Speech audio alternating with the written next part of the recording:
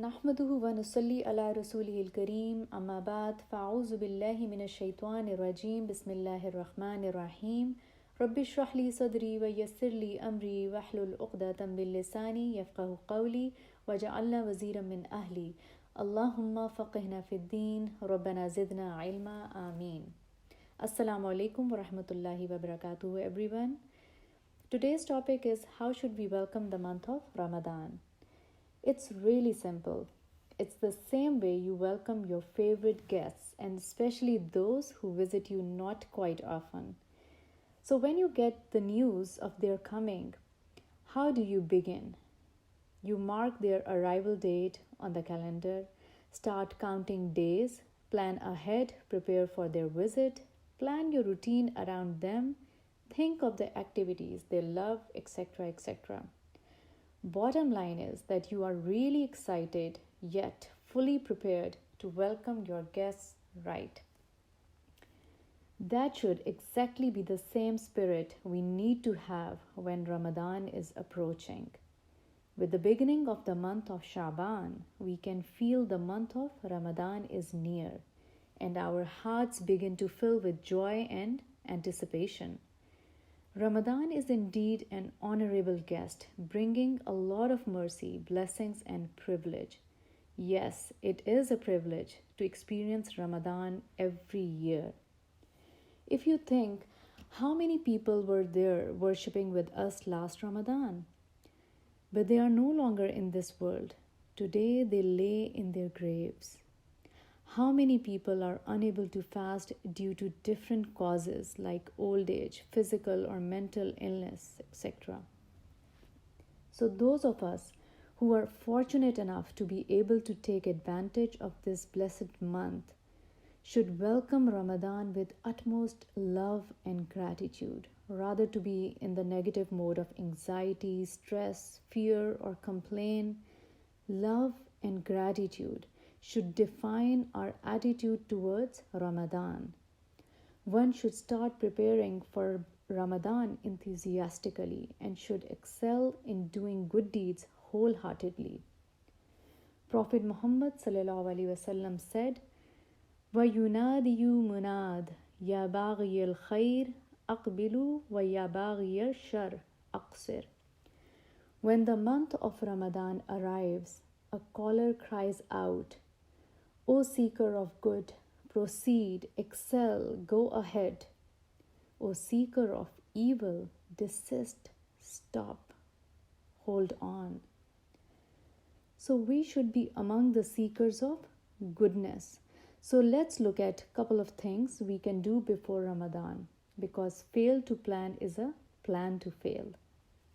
So firstly, what we can do is fasting in the first half of the month of Shaban, especially to make up for the missed fast of the previous Ramadan. It's a sunnah to fast Mondays and Thursdays as well as 13th, 14th and 15th of every month. However, after the 15th of Shaban, refrain from fasting in order to conserve your body's energy in preparation of Ramadan.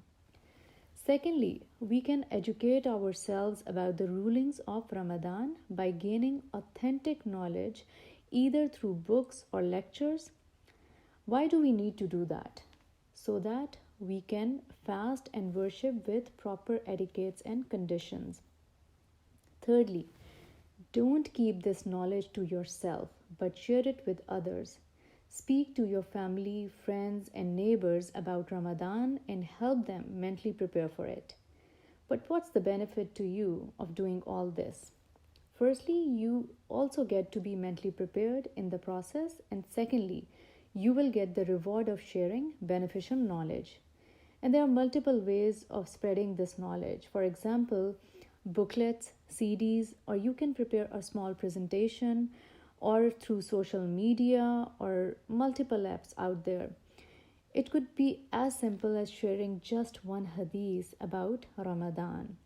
Fourthly, clean your house thoroughly and organize your belongings so when Ramadan comes, you have quality time to focus on your ibadah. You can, for example, make a list of du'as beforehand that you are planning to supplicate or memorize during Ramadan. Fifthly, plan your charity ahead of time. Like set aside money and other items you intend to give in charity and decide beforehand what needs to be given to whom, how much, and when. For example, many charity causes have auto donation feature on their websites that you can schedule in advance, like if you want to give, for example, $2 per day in charity for a month, you can do so. It's as simple as that, but saves a lot of time. Then you can make a to-do list of everyday household chores. It's for the same benefit that we need to keep focus on our ibadah and not to waste time in thinking of what to do next. So if you have your list ready in front of you, your day would be quite productive, inshallah.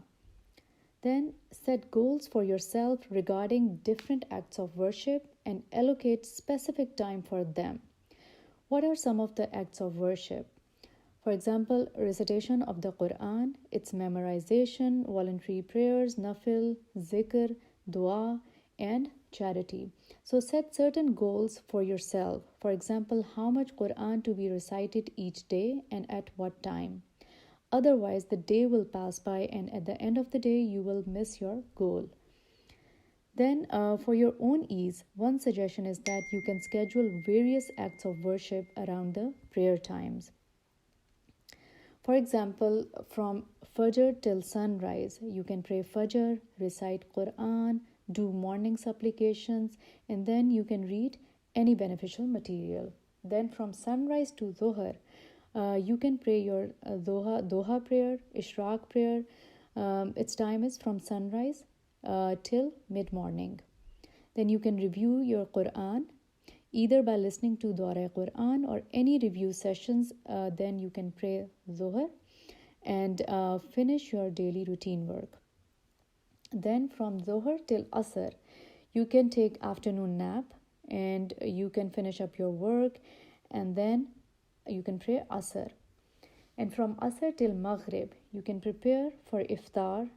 You can do your evening azkar, evening supplications, and then at Maghrib, you have your iftar. You pray Maghrib, then you have your dinner, and then after Isha, like at Isha time, you can pray Isha and then your Taraweeh. Then at night, you can sleep for a part of the night, and then before dawn, you wake up for Tahajjud, and then you do your zikr, recite Quran, do lots of istighfar, and then you can prepare for suhoor. Have your suhoor and then pray Fajr. So that's one example of preparing your day and allocating your acts of worship around the clock. So remember one thing, these are the numbered days, come only once a year, so spend your time wisely. Spend most of the time in worship and performing good deeds. Try to minimize the time spent on fulfilling personal needs. What are some of the examples of personal needs? For example, taking shower, cutting nails, checking email, cleaning, laundry, etc. Right? So I'm not saying that don't spend the time on your personal needs, but minimize the time for them. Like if you take an hour to do the laundry, try to minimize it as much as possible. Avoid all unimportant and useless activities. All those activities that are neither your personal need nor a source of reward for you, try to avoid them. That's the key. Try to avoid all unimportant and useless activities. The Prophet Muhammad ﷺ said, Ramadan has come to you, a blessed month. So let's embrace it with love and gratitude. Subhanakallahumma wa bihamdik, ashhadu an la ilaha illa ant, astaghfiruka wa atubu ilaik. Assalamu alaikum wa rahmatullahi wa barakatuhu.